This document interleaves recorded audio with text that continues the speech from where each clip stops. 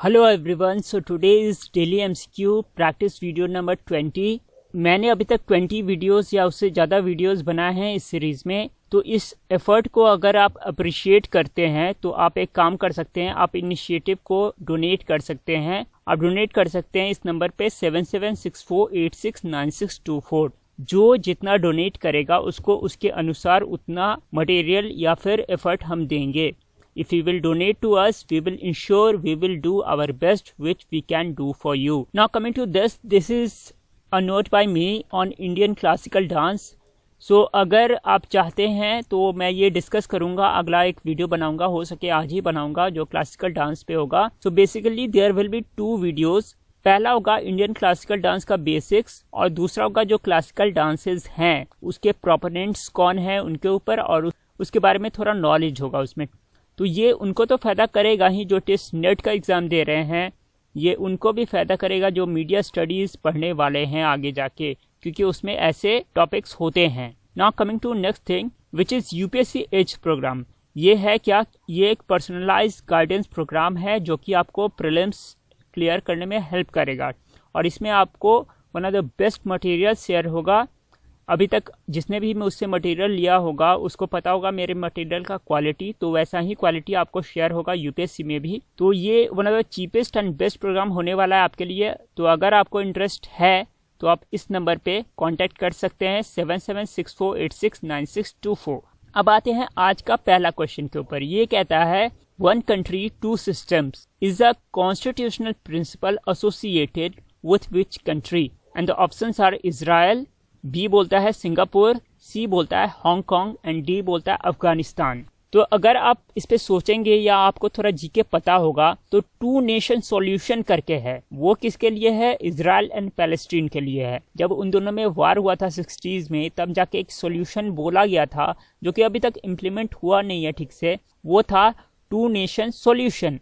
तो अगर ये क्वेश्चन आता है कि 2 नेशन सॉल्यूशन किससे डील करता है, तो इजराइल एंड पैलेस्टीन, ठीक है। बी कहता है सिंगापुर। तो सिंगापुर बेसिकली पहले मलेशिया का पार्ट हुआ करता था, और 1965 में जो है ये सिंगापुर अलग हुआ था, मलेशिया से अलग कंट्री बन गया था। तो ये भी आपको पता होना चाहिए इसके बारे में। सी कहता है Hong Kong. So basically Hong Kong and Macau.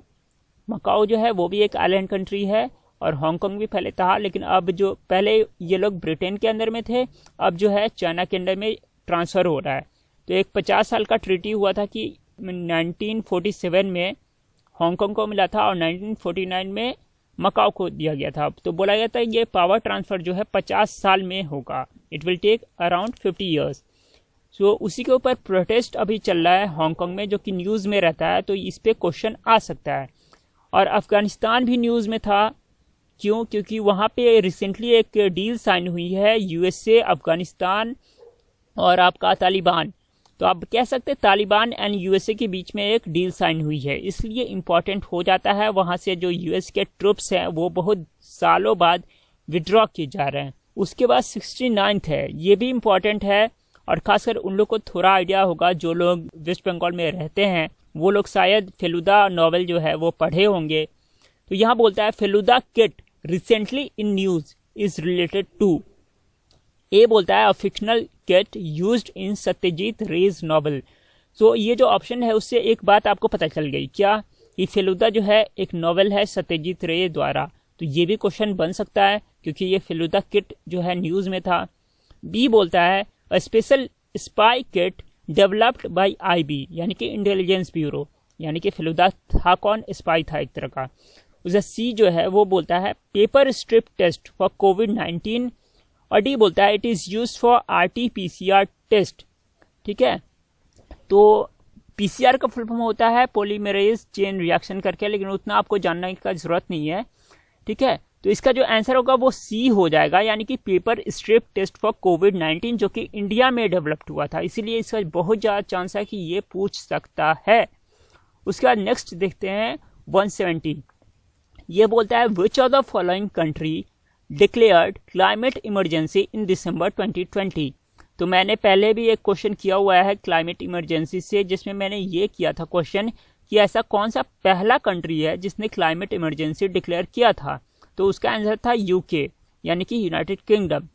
ठीक है, लेकिन यहाँ पे अभी दिसंबर में किसी कंट्री ने क्लाइमेट इमरजेंसी घोषित किया है, वो है न्यूजीलैंड। ठीक है, वो न्यूजीलैंड है। और हमारे इंडिया के आजू बाजू में कौन से कंट्री है जिन्होंने क्लाइमेट इमरजेंसी डिक्लेयर किया है? एक है बांग्लादेश और दूसरा है मालदीव्स। ये थोड़ा इंटरेस्टिंग हो जाता है कि बांग्लादेश ने 2019 में ही दिसंबर में आई थिंक या नवंबर में क्लाइमेट इमरजेंसी डिक्लेयर कर दिया था, और अभी जस्ट न्यूजीलैंड ने किया है, उससे पहले जापान ने किया है कुछ दिन पहले, और उससे पहले साउथ कोरिया ने भी किया है। So this is important. Now coming to 71st question, it says the 30th parallel divides which of the following. पहला बोलता है अंडमान एंड निकोबार, जो कि गलत होगा। अंडमान निकोबार को जो डिवाइड करता है लाइन, उसको बोलते हैं 10th डिग्री चैनल। ठीक है, इसको लिख लीजिए, 10th डिग्री चैनल जो है अंडमान एंड निकोबार को डिवाइड करता है। जबकि भी बोलता है Java and Sumatra. So basically Java, Sumatra और सुलावेसी, ये 3 आइलैंड है, मेन आइलैंड, जो कि इंडोनेशिया के हैं। तो ये भी आंसर नहीं होगा यहाँ पे ऐसे। सी बोलता है north Korea and south Korea, जो कि आंसर होगा। और फिर है जापान एंड रशिया। तो जापान और रशिया के बीच में एक आइलैंड है जिसका नाम है स्पार्टली आइलैंड, तो उसको लेके थोड़ा इशू इनका चलते रहता है। ठीक है, जैसे जम्मू कश्मीर है उस टाइप का है। उसके बाद आते हैं 72nd होना चाहिए ये, रुक्मिणी देवी अरुंडाले या अरुंडेल, जो भी बोलते हैं इनको, वॉज अ प्रोपोनेंट ऑफ। तो मैंने इनके बारे में डिस्कस किया था कि जो क्रुएलिटी टू एनिमल एक्ट बना हमारे यहाँ 1960s में, उसको लाने में इनका बहुत बड़ा रोल था, रुक्मिणी देवी अरुंडेल का। ठीक है, और ये एक डांसर भी थी। किसकी डांसर थी? कुचिपुड़ी की थी, कथक की थी, या भरतनाट्यम की थी, या मोहिनीअट्टम की थी? तो कुचिपुड़ी इम्पॉर्टेंट है बिकॉज सुधा नायडू करके एक डांसर थी जिनका डेथ हुआ है अभी कुछ दिन पहले, और मैंने इस पे क्वेश्चन किया भी था पहले, अगर आपको याद होगा। Sudha Naidu was associated with Kuchipudi, जो कि आंध्र प्रदेश का है, लेकिन रुक्मिणी देवी अरुंडेल जो थी वो एसोसिएटेड है भरतनाट्यम से। ठीक है, उसके बाद है ये 73rd होना चाहिए, Kalaripayattu is a martial art form of which state. तो पहला बोलता है तमिलनाडु, दूसरा बोलता है आंध्र प्रदेश, तीसरा बोलता है कर्नाटका, चौथा बोलता है केरला। तो आप सबको पता होगा, आपने एक ऐड देखा होगा सोना चांदी च्यवनप्राश का, जब हम बच्चे थे तो ये ऐड आता था, तो उसमें कुछ ऐसा दिखाते थे। तो वो बेसिकली कराली पयट्टू था, जो कि केरला का है। ये बहुत ही एंशंट है और बहुत दिनों से हो रहा है, बहुत टाइम लगता है इसमें, इसको सीखने में। उसके बाद है कि Ethereum, Ripple, Monero and Petro are types of. तो पहला बोलता है रैंसमवेयर, दूसरा बोलता है स्पाईवेयर, तीसरा बोलता है क्रिप्टो करेंसी, और चौथा बोलता है क्रूड ऑयल टाइप्स। तो ये सारे इंपॉर्टेंट है क्योंकि ये सारे कभी न कभी 1-2 साल में न्यूज में रहे हैं। तो रैंसमवेयर का एक एग्जांपल है बैड रैबिट। अगर बाय चांस पूछ देता है कि बैड रैबिट क्या है, तो वो रैंसमवेयर है। अब स्पाईवेयर भी न्यूज में था क्योंकि व्हाट्सएप से रिलेटेड एक स्पाईवेयर था, पिगैसस, वो न्यूज में था, और वो इजराइल ने शायद बनाया था या इजराइल में बना था, जो कि व्हाट्सएप को हैक करता था। तो वो स्पाईवेयर का नाम हो गया पिगैसस, जो कि न्यूज में था। अगर बाय चांस क्वेश्चन आता है पिगैसस क्या था, तो ये स्पाईवेयर था। जबकि ये सारे नाम जो है बिटकॉइन, इथेरियम, रिपल, मोनेरो और पेट्रो जो है क्रिप्टो करेंसीज है। पेट्रो यहाँ तक कि क्रिप्टो करेंसी है वेनेजुएला का। ठीक है, वेनेजुएला का क्रिप्टो करेंसी का नाम पेट्रो दिया गया है। और क्रूड ऑयल टाइप 2 तरह का होता है बेसिकली, जो आपको थोड़ा बता देता हूँ। एक होता है ब्रेंट क्रूड ऑयल और एक होता है वेस्ट टेक्सास करके कुछ होता है। ठीक है, अब देखते हैं Dime is the crypto currency of. Dime करके एक क्रिप्टो करेंसी निकाला जा रहा है, ये किसका है क्रिप्टो करेंसी? पहला बोलता है वेनेजुएला, जिसका तो पेट्रो था। दूसरा बोलता है फेसबुक, जिसका क्या था अभी हम देखेंगे। और सी है गूगल, और डी बोलता है ट्विटर। सो बेसिकली लिब्रा जो था वो फेसबुक का क्रिप्टो करेंसी पहले था, लिब्रा, लेकिन उसका अभी नाम चेंज करके क्या कर दिया गया है, डाइम। तो ये बहुत कम लोगों को पता होगा। लिब्रा के बारे में शायद लोगों को पता होगा कि लिब्रा जो था वो फेसबुक का क्रिप्टो करेंसी था, लेकिन उसका नाम अभी चेंज किया गया है और डाइम रख दिया गया है।